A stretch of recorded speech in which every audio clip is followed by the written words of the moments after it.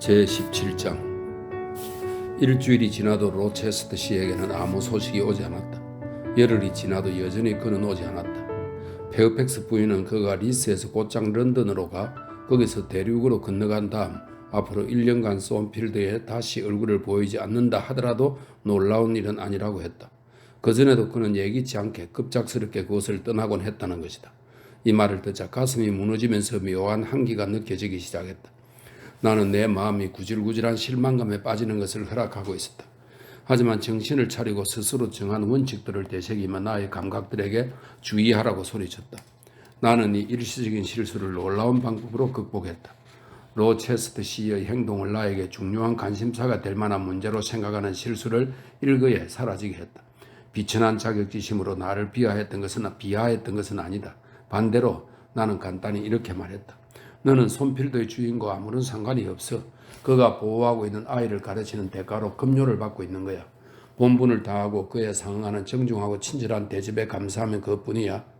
그와 너와의 사이에 진지하게 인정하는 끈은 그거 하나밖에 없다는 것을 명심해. 그러니 그를 너의 좋은 감정, 환희, 고통, 기타 등등의 대상으로 삼지 마. 그는 너와 같은 부류가 아니야. 너의 신분을 지켜. 그리고 온 마음과 영혼과 기력을 다한 사랑을 원하지도 않고 경멸하는 이에게는 너의 선물을 아낌없이 퍼붓지 말아야 해. 그게 너의 자존심을 지키는 일이야. 나는 평온하게 하루 일과를 계속해 나갔다. 하지만 가끔씩 내가 솜필드를 떠나야 할 이유들이 막연하게 내 머릿속을 떠다니기도 했다. 나는 나도 모르게 광고문을 짜고 새로운 일자리를 상상하며 시간을 보내곤 했다. 이런 생각들을 굳이 억눌러야 한다고는 생각지 않았다. 가능한 일이라면 그들이 싹을 틔우고 열매를 맺을 것이다. 로체스터 씨가 집을 비운 지 2주일이 지났을 때 우체부가 페어팩스 부인에게 편지 한 통을 가져왔다. 그 뽕을 보고 그녀가 말했다. 주인님이 보내신 거네. 이제 나리가 돌아오실지 어떨지 알게 되겠어요. 그녀가 밀봉을 뜯고 편지를 읽는 동안 나는 계속해서 커피를 마셨다. 우리는 아침 식사 중이었다. 커피는 뜨거웠고 갑자기 내 얼굴에 불같은 홍조가 올라왔다. 커피 탓이었으리라. 내 손이 떨리는 이유와 부지불식 중에 커피의 반을 접시에 엎지른 이유에 대해서는 생각하고 싶지 않았다. 가끔은 여기가 지나치게 조용하다고 생각했는데 이제는 상당히 바빠질 것 같아요. 적어도 한동안은. 페어팩스 부인이 여전히 안경을 쓰고 편지를 들여다보며 말했다.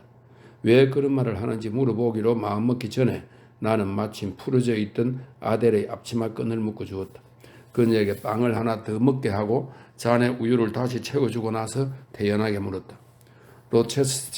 로체스터 씨가 곧 돌아오진 않으시겠죠?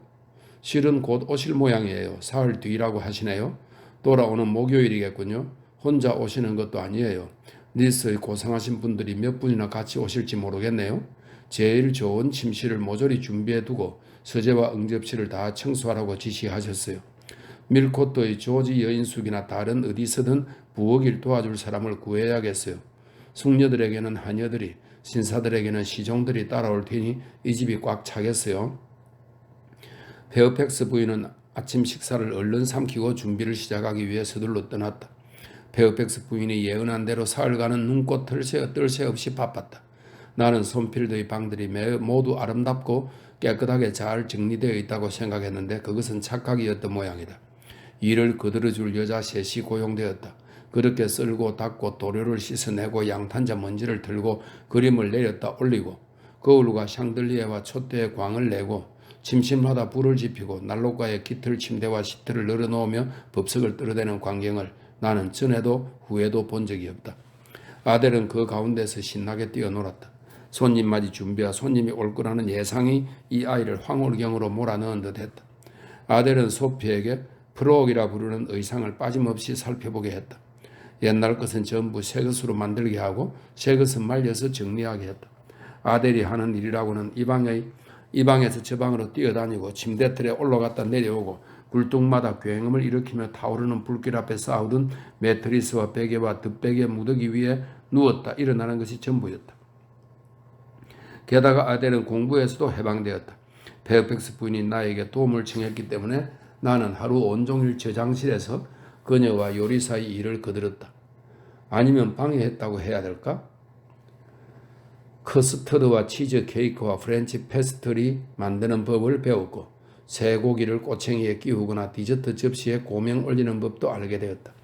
손님 일행은 목요일 오후 6시 만찬 시간에 맞춰 도착할 예정이었다. 그 기간 동안에는 공상에 빠질 겨를이 없었다. 아델만큼은 아니지만 나도 누구 못지않게 적극적이고 쾌활했던 것으로 기억한다. 그러나 이따금씩 나의 쾌활함은 물벼락을 맞은 듯 가라앉았고 어느새인지 모르게 의심과 불길한 느낌과 어두운 억측의 영역으로 밀려들어갔다. 내가 이런 기분이 되는 것은 3층 계단 문이 스스로 열리고 새침한 모자와 하얀 앞치마와 목수건 차림의 그레이스 풀이 나타나는 것을 볼 때였다. 이 또 전 슬리퍼를 신은 그녀가 소리나지 않게 조용히 복도로 걸어가는 것을 보았을 때 그녀가 부산하고 뒤죽박죽된 침실들을 들여다보는 것을 보았을 때도 그랬다.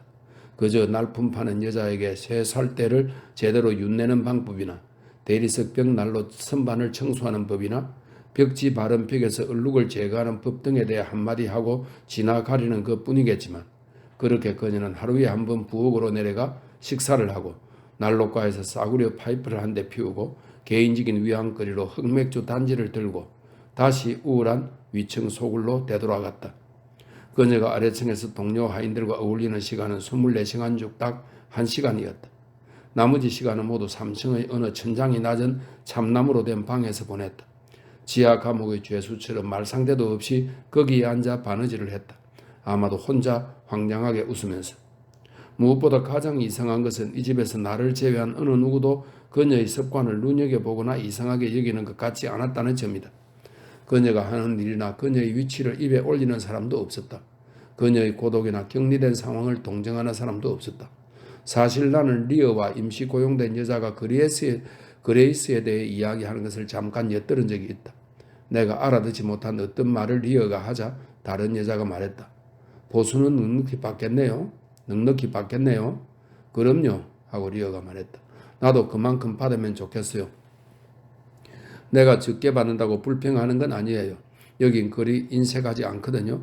하지만 푸울 부인이 받는 거에 비하면 5분의 1도 안 돼요. 그녀는 저축까지 하고 있어요. 석 달에 한 번씩 밀코트에 있는 은행에 가죠. 여길 그만두더라도 먹고 살 만큼 충분히 모아놨을걸요.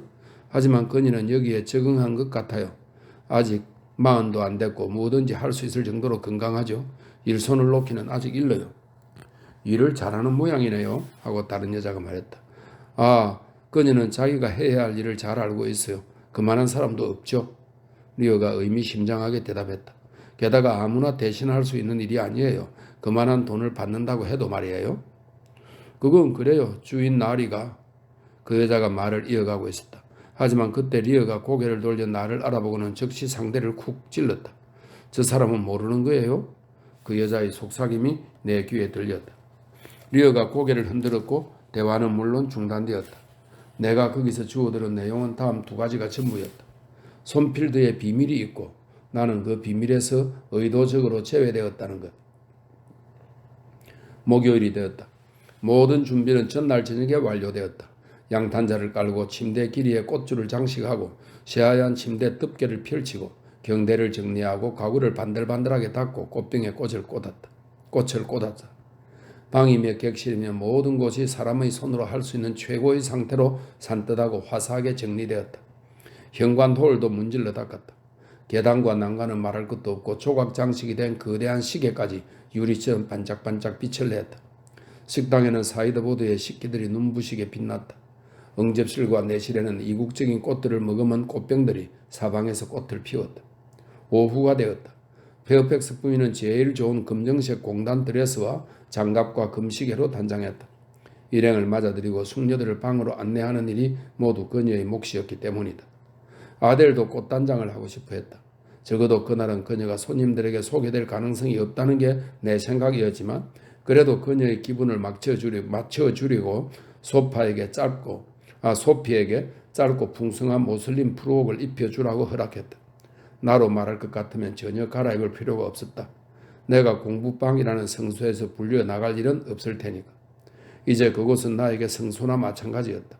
고난의 시기에 매우 쾌적하게 피할 수 있는 안식처. 포근하고 화창한 봄날이었다.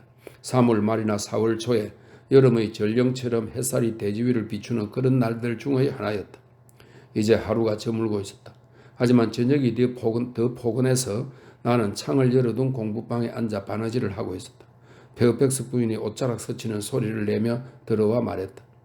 늦어지시네요. 로체스터 씨가 말씀하신 시간보다 1시간 늦게 만찬을 준비시킨 게 다행이에요. 이제 6시가 지났잖아요. 길에 무엇가 보이는지 알아보라고 존을 정문으로 내려보냈어요. 거기서는 밀코트 쪽으로 멀리 내다볼 수 있거든요. 그녀가 창가로 걸어가며 말했다. 저기 오네요. 여기에요, 존. 고개를 내밀며 그녀가 물었다. 무슨 소식 있어요? 존이 대답했다. 지금들 오고 계세요. 10분이면 도착할 겁니다.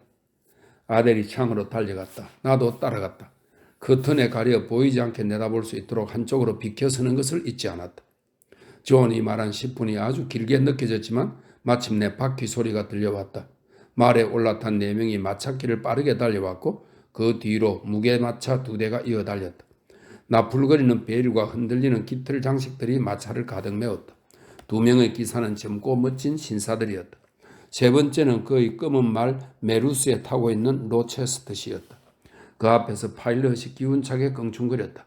그의 옆으로 한 여자가 말을 달렸고 그 둘이 일행의 선두였다. 그녀의 보라색 승마복은 그의 땅에 스칠 듯 했고 베일이 바람 따라 길게 나부끼고 있었다. 베일의 투명한 주름과 섞여들거나 그 사이사이로 반짝이는 갈까마귀 색의 곱슬머리가 언뜻언뜻 내비쳤다. 잉그램 양이에요. 페어팩스 부인이 소리치고는 다급하게 아래층 자신의 자리로 내려갔다. 마차길을 올라오던 화려한 행렬이 빠르게 구비를 돌아 내 시야에서 사라졌다. 아델이 아래층으로 내려가게 해달라고 애원했다. 하지만 나는 그녀를 무릎에 앉히고 내려오라는 부름이 있지 않은 한은 지금이든 언제든 숙녀들 앞에 나갈 생각을 하면 안 된다고 이해시켰다.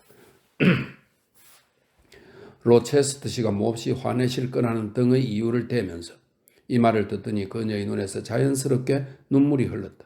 하지만 내가 아주 엄한 표정을 지어 보이자 결국 아델은 눈물을 닦았다.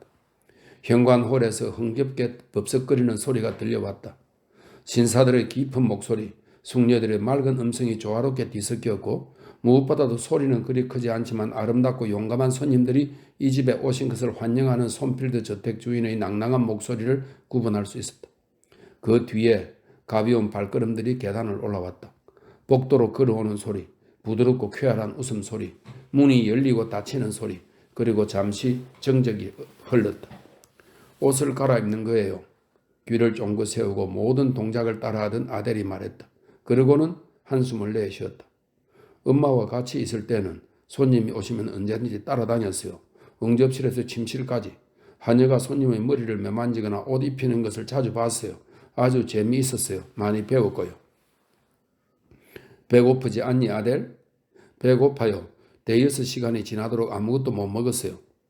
그러면 숙녀들이 방에 계시는 동안 내가 내려가서 먹을 걸 좀 가져올게.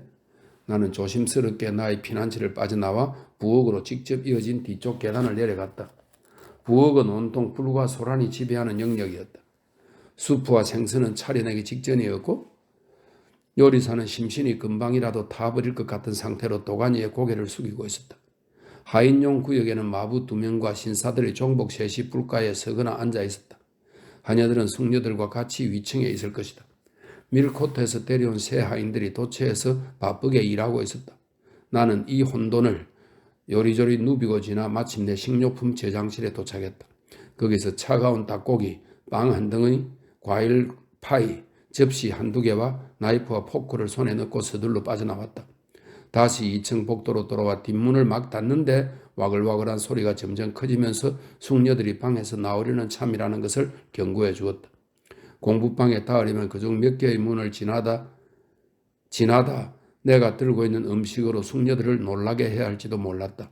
할 수 없이 나는 창문 없이 컴컴한 그 끄트머리에 가만히 서 있었다. 해가 저물고 황혼이 내리는 시간이라서 꽤 어둑어둑했다.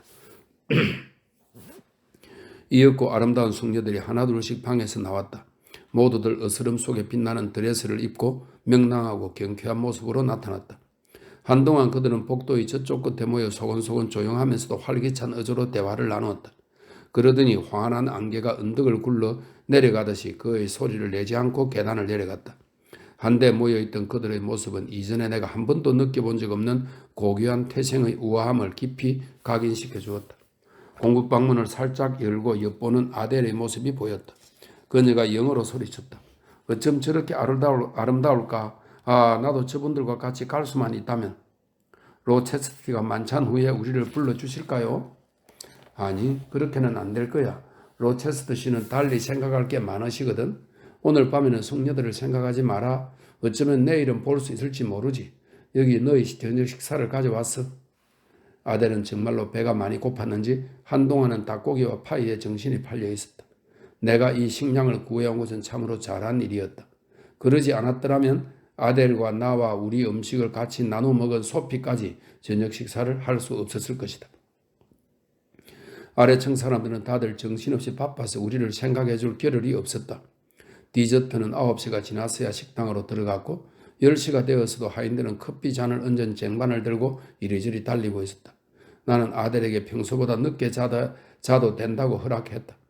아래층에서 문이 계속 열리고 닫히고 사람들이 부산하게 움직이는 동안에는 잠이 오지 않을 거라고 아델이 우겼기 때문이다. 게다가 아델은 잠옷으로 갈아입은 뒤에 로체스터 씨에게 연락이 올 수도 있다고 덧붙였다. 그러면 얼마나 아까운 일이겠어요? 나는 아델이 귀를 기울이는 한 오랫도록 이런저런 이야기를 들려주었다. 그 뒤에는 기분 전환을 위해 복도로 데리고 나갔다.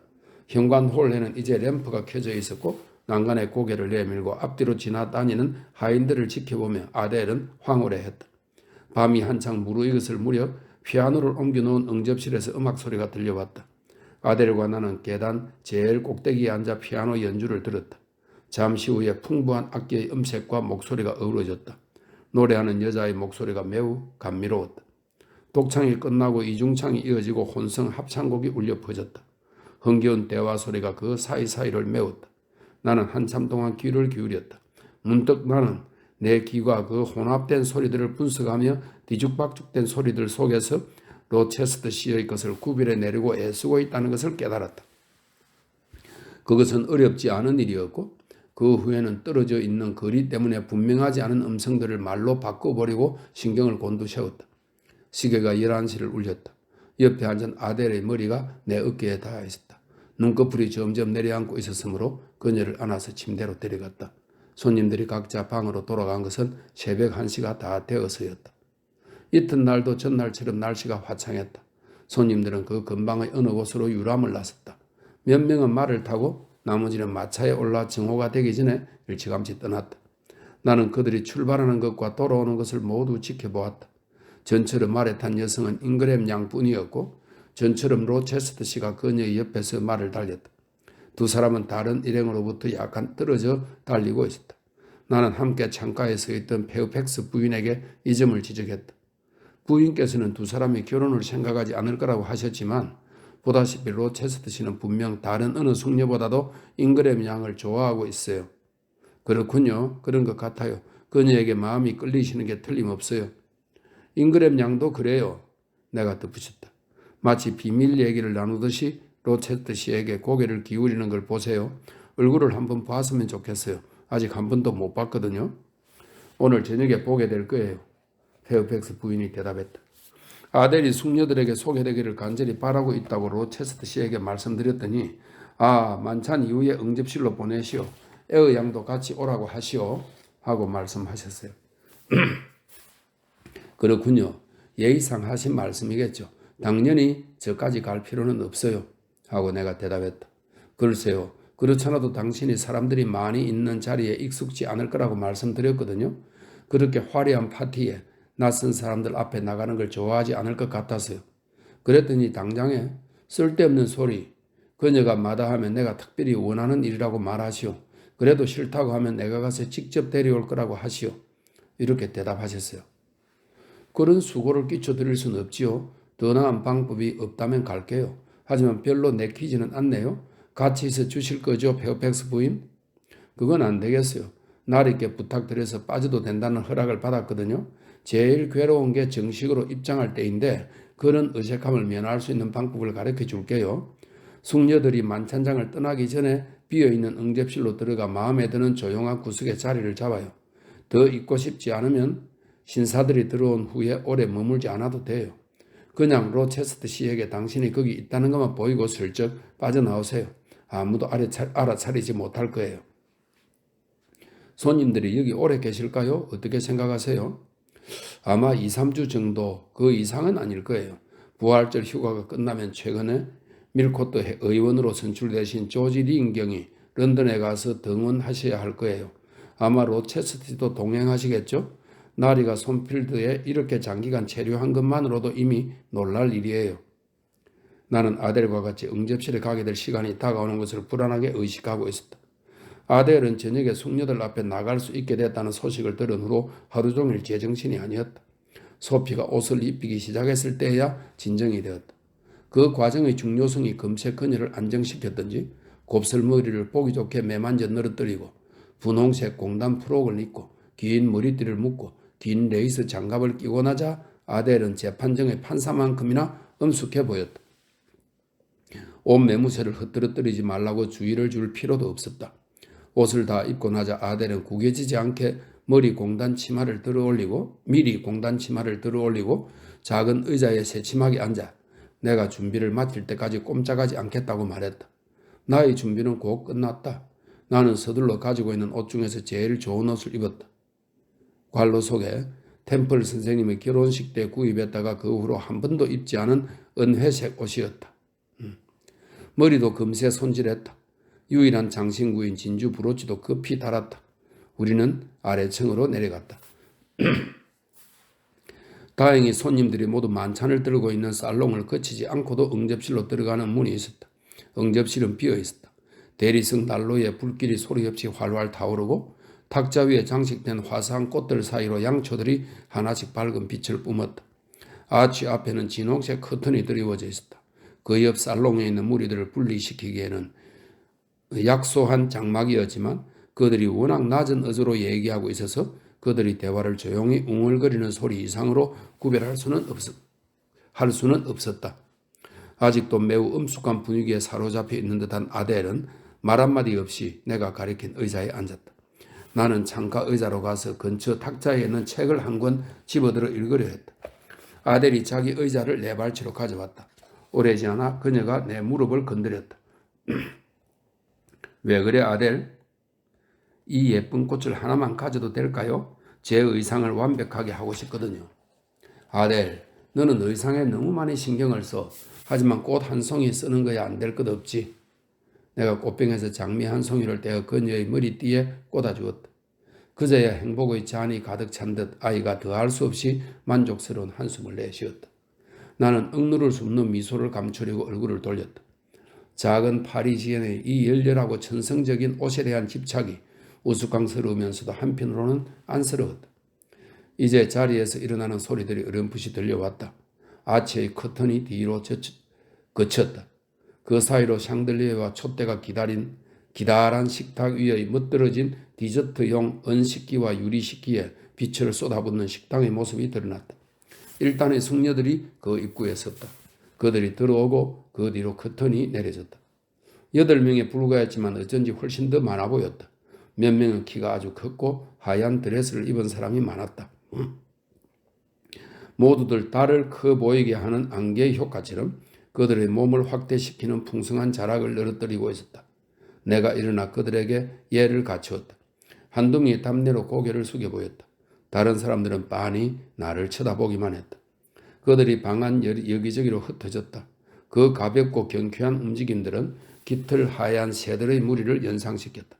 몇몇은 소파와 오토만에 반쯤 기대듯이 비스듬히 앉았다. 몇몇은 탁자에 있는 꽃과 책들을 살펴보았다. 나머지는 난로가에 무리지어 모였다. 몸에 밴 습관인 듯 모두가 나지막하면서도 밝은 목소리로 소곤거렸다. 내가 그들의 이름을 알게 된 것은 나중의 일이지만 지금 그들을 언급하는 것이 나을 듯 싶다. 우선 에스턴 부인과 그녀의 두 딸이 있었다. 에스턴 부인은 왕년에 매우 미인이었을 듯하고 여전히 고운 모습을 간직하고 있었다.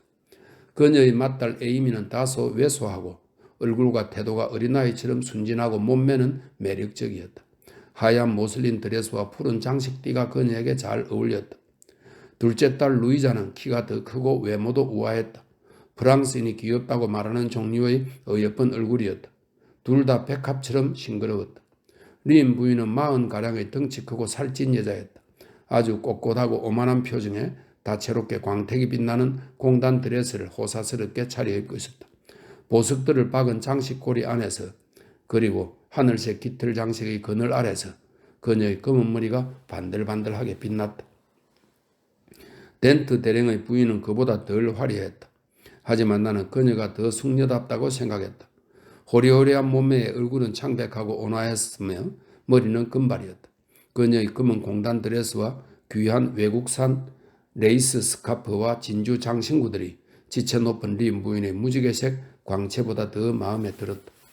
하지만 그 중에서 제일 눈에 띄는 세 사람은 아마도 키가 제일 커서 그런 탓도 있겠지만 잉그램 경의 미망인인 잉그램 부인과 그녀의 두 딸 블랭시와 메리 잉글램이었다. 그들은 모두 여자치고 키가 꽤 큰 편이었다. 잉그램 부인은 40에서 50 사이로 보였다. 얼굴과 몸매는 여전히 보기 좋았다. 머리도 적어도 촛불빛으로 볼 때 여전히 검었다. 치아 역시 완전해 보였다. 대개의 사람들은 그녀를 그 나이 또래에서 돋보이는 여자라고 말할 것이다. 신체적인 면으로 보면 그 말은 틀림없이 맞는 말이다. 그러나 그녀의 태도와 표정에는 참기 힘든 오만함이 묻어 있었다. 그녀는 로마인 같은 이목구비에 기둥 같은 목으로 연결된 이중턱을 지니고 있었다. 이 생김새는 거만하고 험악했으며 게다가 자만심으로 주름져 있는 듯이 보였다. 턱도 똑같은 원칙에 의해 거의 믿어지지 않을 정도의 꼿꼿함을 유지했다. 눈도 사납고 쌀쌀맞아 보였다. 리드 부인을 연상시키는 눈이었다. 그녀는 말을 할 때 큰 소리로 말했다. 목청은 굵고 말씨는 매우 거만하고 독선적이었다. 한마디로 말해서 매우 봐주기 힘들었다. 진홍색 벨벳 드레스와 인도 직물의 금실로 수놓은 숄 터번은 그녀에게 실로 제왕적인 위엄을 부여했다. 그녀는 아마 그렇게 믿고 있었을 것이다. 블랑스와 메리는 거의 같은 키로 포플러 나무처럼 크고 곱게 뻗어 있었다. 메리는 키에 비해 너무 말랐지만 블랑시는 다이애나 여신처럼 빚어놓은 몸매였다. 당연히 나는 그녀를 특히 관심 있게 지켜보았다. 우선 페어팩스 부인의 설명과 그녀의 외모가 일치하는지 알고 싶었다. 둘째로는 내가 그린 상상 속의 초상이 그녀와 조금이라도 닮아 있는지, 그리고 세 번째로 다 털어놓겠다. 그녀가 로체스터 시의 취향에 맞을 만한지 알고 싶었다. 외모 면에서 그녀는 내가 그린 그림과 페어팩스 부인의 묘사에 조목조목 들어맞았다. 풍만한 가슴선, 비스듬한 어깨, 우아한 목, 검은 눈과 검은 곱슬머리를 모두 갖추고 있었다. 하지만 그녀의 얼굴은 그녀의 어머니와 비슷했다. 주름살만 지운 젊은 닮은 꼴이었다. 똑같이 낮은 이마, 똑같이 높은 이목구비, 똑같은 교만. 하지만 그것은 무뚝뚝한 교만이 아니었다. 그녀는 끊임없이 웃었다. 그건 빈정대는 웃음이었고 오만하게 휘어진 입술에 나타나는 습관적인 표정도 마찬가지였다. 천재는 자의식이 강하다고들 한다. 잉그램 양이 천재인지는 알 수 없지만 그녀의 자의식은 강했다. 유난히 강했다. 그녀는 온화한 덴트 부인과 식물학 얘기를 나누기 시작했다. 덴트 부인은 그 분야를 잘 모르는 듯 했다. 하지만 꽃을, 특히 야생화를 좋아한다고 말했다. 그러자 잉그램 양이 점잖 빼며 전문 용어를 읊어댔다.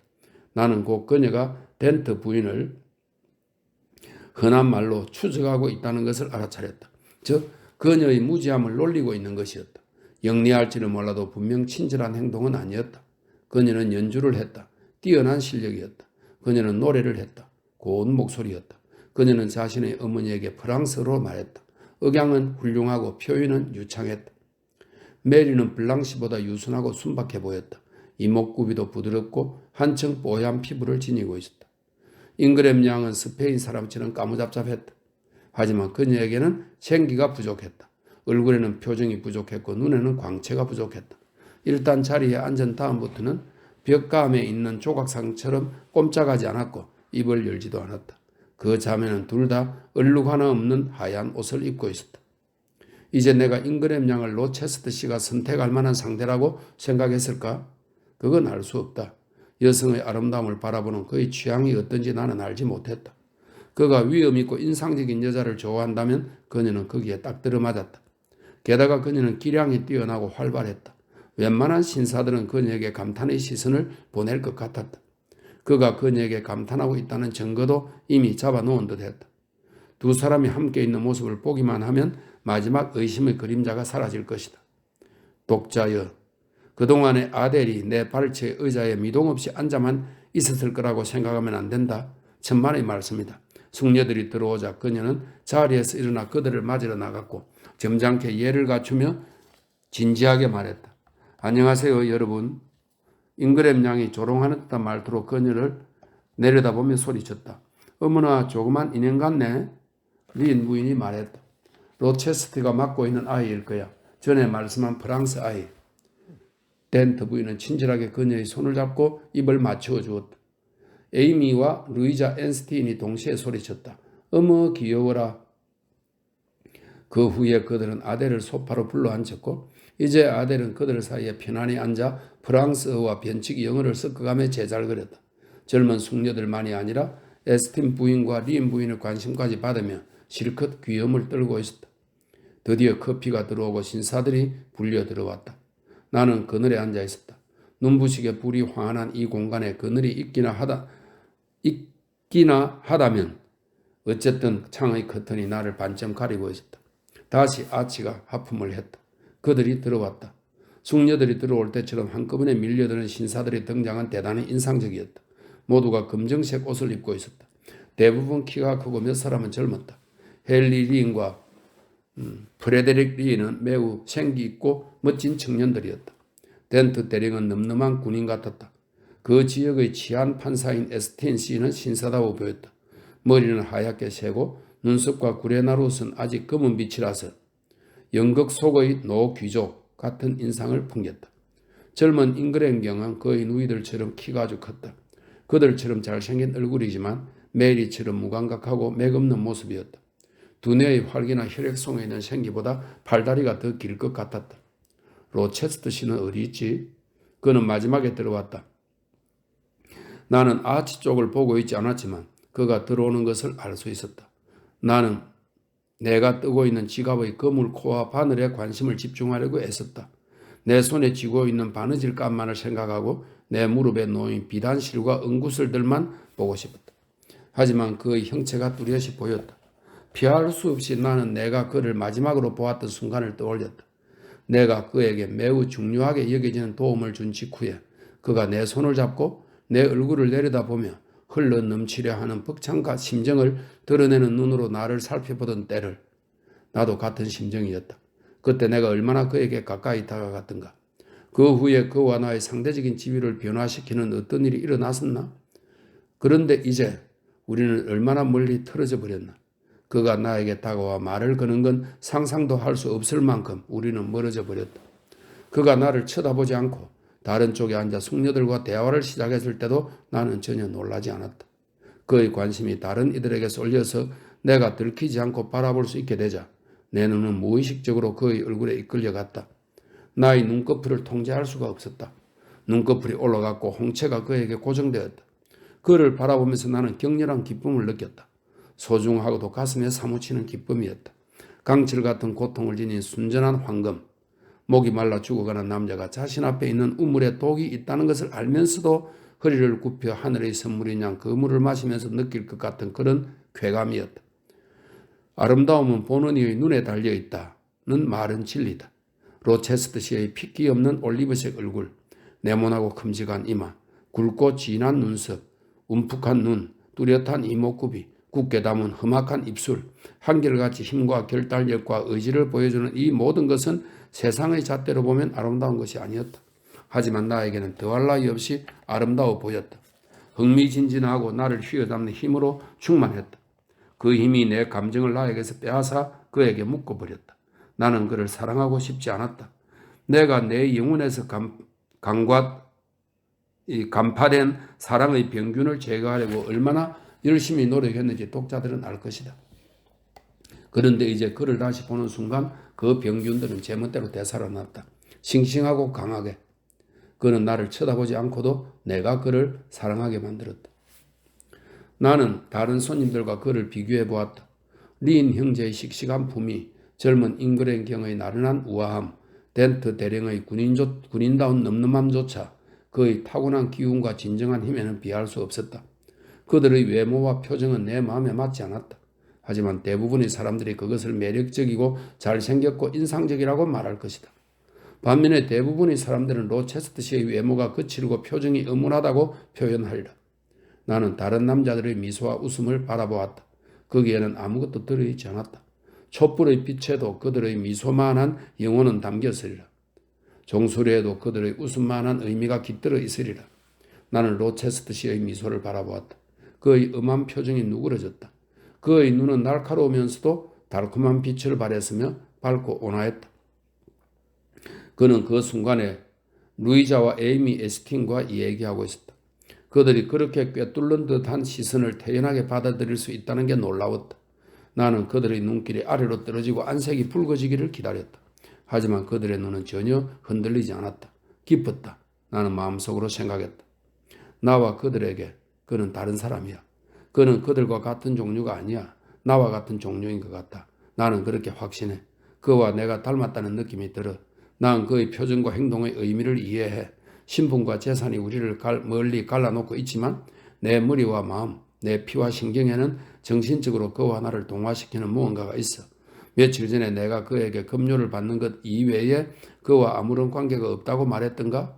그를 고용주가 아닌 다른 면으로 생각하는 것을 나 자신에게 금지했던가? 자연에 대한 모독이야. 내가 가진 선하고 진실하고 왕성한 모든 느낌들이 충동적으로 그의 주위로 모여들고 있어. 내 감정을 숨겨야 한다는 거 알아. 희망을 질식시켜야 해. 그가 나에게 별 관심이 있을 리 없다는 것을 기억해야 돼. 내가 그와 같은 종류라고 해도 내가 그와 똑같은 영향력과 끌어다니는 매력을 지녔다는 뜻은 아니니까. 취향과 느낌 면에서 공통점이 좀 있을 뿐이야. 그러나 우리가 영원히 분리된 존재라는 것을 지속적으로 되새겨야 해.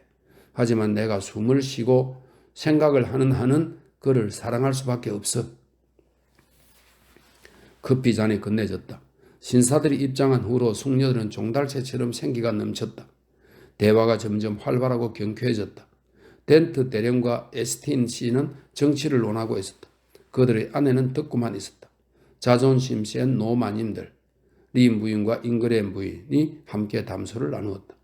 조지경, 그러고 보니 이 사람을 설명하는 것을 잊어버렸다.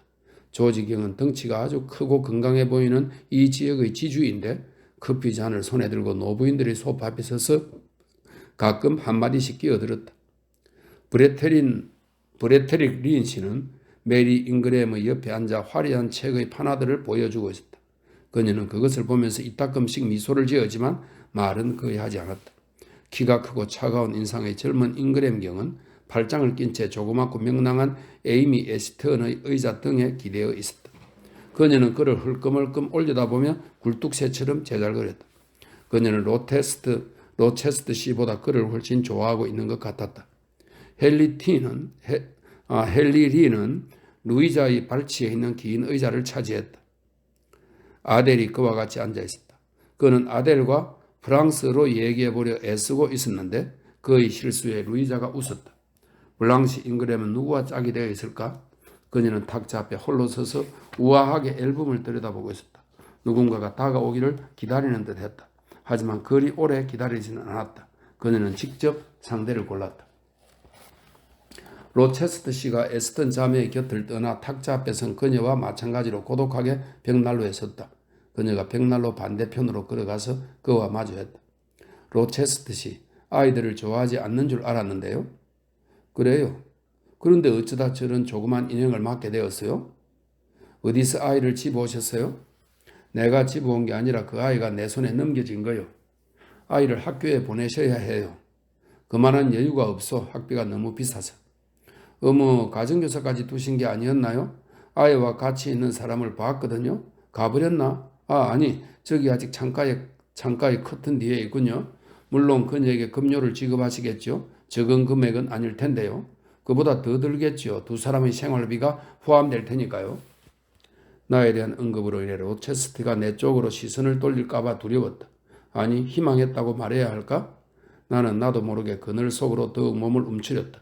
하지만 그는 전혀 눈길을 돌리지 않았다. 그런 문제는 생각해보지 않았어. 그가 똑바로 앞을 바라보며 무심하게 말했다. 그렇겠죠. 남자들은 경제와 상식을 고려하지 않아요. 가정교사 문제라면 제 어머니 말씀을 들어야 해요. 메리와 저는 어렸을 때 적어도 12명의 가정교사를 겪어보았어요. 그중 절반은 혐오스럽고 나머지는 바보 같았고 모두가 끔찍했어요. 그렇죠, 어머니? 뭐라고 했니, 내 딸아? 이렇게 귀부인의 특별한 소유물인 양 불린 젊은 여인은 다시 질문을 설명했다. 가정교사 얘기는 꺼내지도 마라. 그 단어만 들어도 신경이 예민해져. 그들의 무능력과 변덕 때문에 나는 순교자만큼이나 고통을 치렀어. 이제 그들을 다시 보지 않아도 된다는 것을 하늘에 감사하고 있다. 이때 덴트 부인이 그 독실한 체하는 노 부인에게 고개를 숙여 그녀의 귀에 몇 마디 속삭였다. 뒤 이어나온 대답으로 미루어 보아 그 혐오스러운 종족 중의 한 명이 이 자리에 있다고 주의를 준 모양이었다. 그녀가 말했다. 그래도 어쩔 수 없지. 내 말이 약이 됐으면 좋겠어요. 그러고는 목소리를 낮춰서 하지만 여전히 나에게 들릴 만큼 큰 소리로 말했다. 나도 그 여자를 봤어요. 내가 인상을 좀 볼 줄 아는데 그 계층에 속한 결점들이 얼굴에 다 들어있더군요. 어떤 결점입니까? 로체스터 씨가 큰 소리로 물었다. 개인적으로 따로 말씀드릴게요. 그녀가 불길하다는 의미로 터번을 3번 흔들며 대답했다.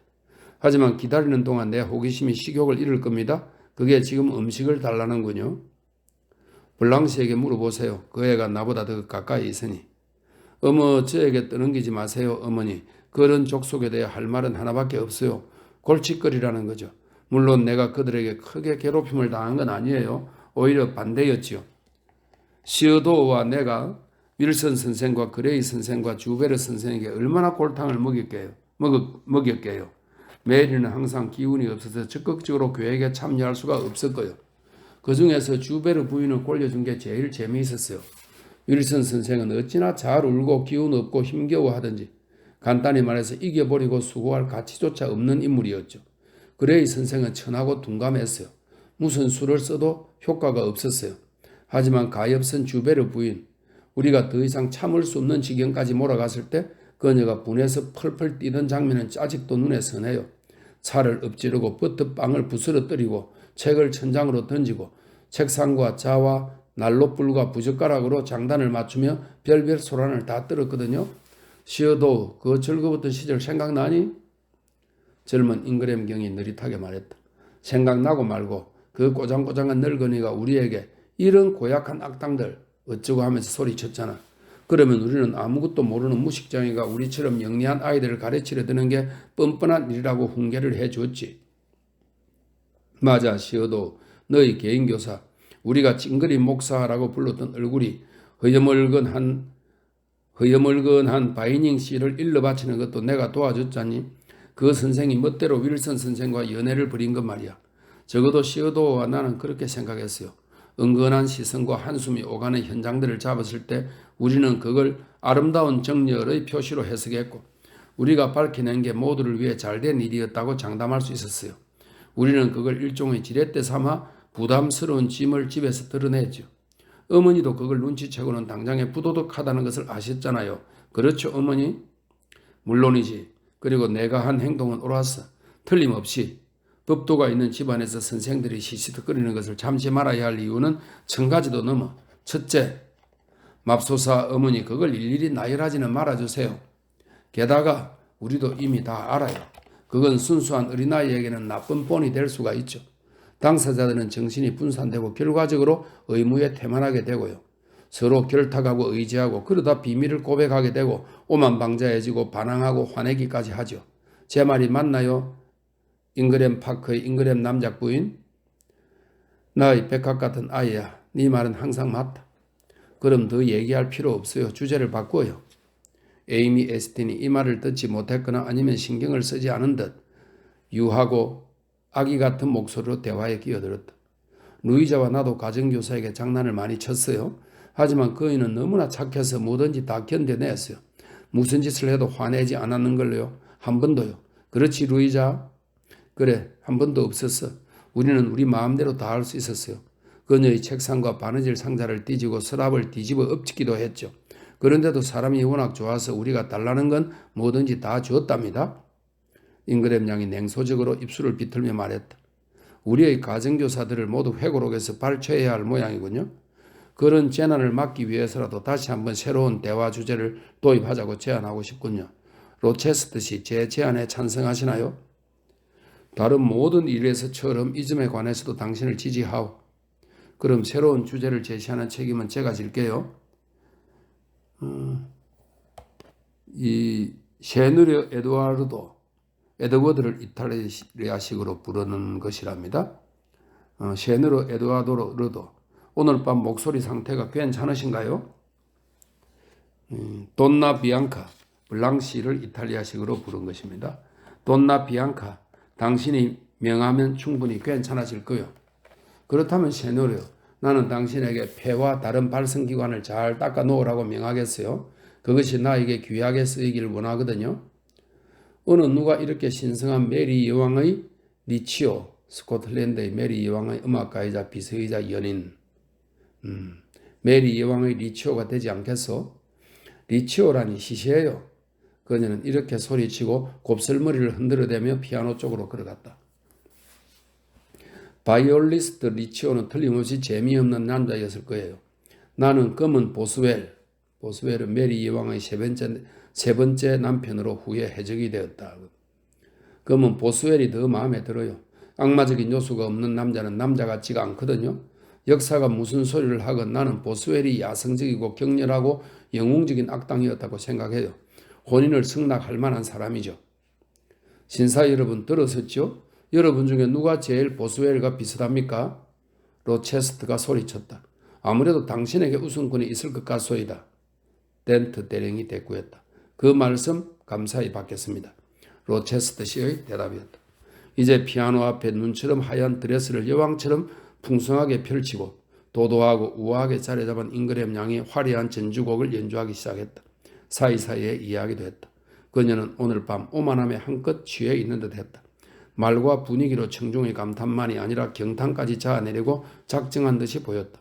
대단히 화려하고 대담한 무언가로 사람들에게 깊은 인상을 심어주려고 결심한 사람 같았다. 그녀가 피아노를 치면서 말했다. 아, 요즘 젊은 남자들은 너무나 지겨워요. 부친의 정은 문 밖으로 한 걸음도 나가지 못하고 모친의 허락과 보호 없이는 멀리 가지도 못하는 한심하고 허약한 이들 뿐이죠. 그들은 자기의 예쁜 얼굴과 하얀 손과 조그만 팔에 너무나 관심을 쏟아요. 남자의 미모가 무슨 소용이라고. 사랑스러움은 여인들만의 특별한 특권이죠. 여인의 정당한 영지이자 유산이에요. 못생긴 여인이 창조의 아름다운 얼굴에 튄 얼룩이라고는 인정해요. 하지만 신사들은 오로지 힘과 용맹을 갖추는 데만 전념했으면 좋겠어요. 사냥하라, 쏴라, 그리고 싸우라. 이것을 구호로 삼으세요. 그 밖의 것은 아무런 가치가 없어요. 내가 남자라면 이 말을 충고로 삼겠어요. 내가 결혼을 결심할 때는 그녀가 잠시 말을 멈췄지만 방해하는 사람은 아무도 없었다. 그녀의 말이 계속되었다. 내 남편이 나의 경쟁자가 아니라 나를 돋보이게 해주는 사람이어야 해요. 나는 내 옥좌 근처에 경쟁자를 허용하지 않을 거예요. 그에게 한눈 팔지 않는 경의를 요구할 거예요. 그는 오로지 내게만 헌신해야 해요. 로체스트 씨, 제가 반주해 드릴 테니 이제 한 곡 불러주세요. 전적으로 순종하겠어. 그가 대답했다. 여기 해적의 노래가 있어요. 제가 해적에 빠져 있다는 것을 알아두세요. 그러니 활기차게 불러주세요. 잉그램 양의 입에서 나온 명령은 물에 탄 우유도 술로 바꿔놓을 거예요. 그러니 조심하세요. 제 마음에 들지 않으면 노래 부르는 법을 가르쳐서 창피를 드릴 테니까요. 그건 무능력에 상을 주는 셈이로군요. 나는 이제부터 실수하려고 노력하겠어. 조심하세요. 일부러 실수하시면 적당한 벌을 생각해 내겠어요. 잉그램 양은 사람이 참아낼 수 없는 응징을 가하는 능력이 있으니 너그러이 봐주셔야 하오. 어머, 무슨 뜻이죠? 그 숙녀가 명령했다. 용서하시오. 무슨 설명이 필요하겠소? 당신의 찌푸림 한 번이면 치명적인 처벌을 대신하고도 남을 거라는 걸 당신의 훌륭한 판단력이 알려주겠지요. 노래를 하세요. 그녀가 말하고는 다시 피아노 건반을 누르며 생기발랄하게 반주를 시작했다. 이제 빠져나가도 되겠어 하고 나는 생각했다. 하지만 그 순간 허공을 가르는 목소리들이 나를 붙잡아 앉혔다. 페이펙스 부인은 로체스트 씨의 목소리가 좋다고 말했었는데 그건 정말이었다. 감정과 힘이 실리는 부드럽고 힘찬 저음이었다. 귀를 통해 가슴으로 파고들어와 묘하게 감각을 깨워내는 목소리였다. 노래 마지막의 깊고 풍부한 떨림이 끝날 때까지 나는 기다렸다. 잠시 끊어졌던 이야기의 흐름이 다시 시작될 때까지. 그 후에 나는 숨어있던 구석을 벗어나 다행히도 가까이에 있던 연문으로 빠져나왔다. 좁은 복도가 현관홀로 이어져 있었다. 문득 내 샌들 끈이 풀어진 게 눈에 띄었다. 계단 밑 매트에서 멈춰 끈을 묶으려고 내려앉았다. 식당 문이 열리는 소리가 들렸다. 한 남자가 걸어 나왔다. 나는 서둘러 일어나 그의 얼굴을 마주 보았다. 로체스터 씨였다. 잘 지냈나? 그가 물었다. 잘 지냈습니다. 왜 내게 와서 말을 걸지 않았지? 나는 그에게도 똑같은 질문으로 받아칠 수 있다고 생각했다. 하지만 그런 무례를 범하지는 않았다. 나는 대답했다. 바쁘신 것 같아서 방해하고 싶지 않았습니다. 내가 없는 동안 뭘 하고 지냈어? 별다른 건 없었습니다. 평소처럼 아델을 가르쳤어요. 전보다 더 창백해졌군. 내가 처음 봤을 때처럼 무슨 문제가 있나? 아무 문제 없습니다. 나를 익사시킬 뻔했던 그날 감기라도 걸렸나? 아닙니다. 응접실로 돌아가시오. 너무 빨리 일어났잖소. 피곤했어요. 그가 잠시 나를 바라보며 말했다. 게다가 약간 우울하군. 이유가 뭐지? 나에게 말해보시오. 그런 거 없습니다. 전혀 우울하지 않아요. 하지만 내가 보기에는 분명히 우울해. 몇 마디만 더 하면 당신 눈에서 눈물이 떨어질 것 같군. 사실 지금도 눈물이 고여 빛나고 있어. 한 방울이 속눈썹에서 미끄러져 바닥으로 떨어졌지. 내게 시간 여유가 있다면 또 수다스럽고 융통성 없는 어느 하인이 지나갈까봐 심히 걱정스럽지만 않다면 이 모든 게 무슨 의미인지 알아낼 텐데. 오늘 밤은 봐주겠소. 하지만 손님들이 머무는 동안 매일 저녁 응접실에 나타나기를 기대하겠소. 그게 나의 소망이요. 흘려듣지 마시오. 이제 가시오. 그리고 소피 들어 아델을 데려가라 하시오. 잘 자요 나의. 그는 말을 멈추고 입술을 깨물더니 갑자기 자리를 떠났다.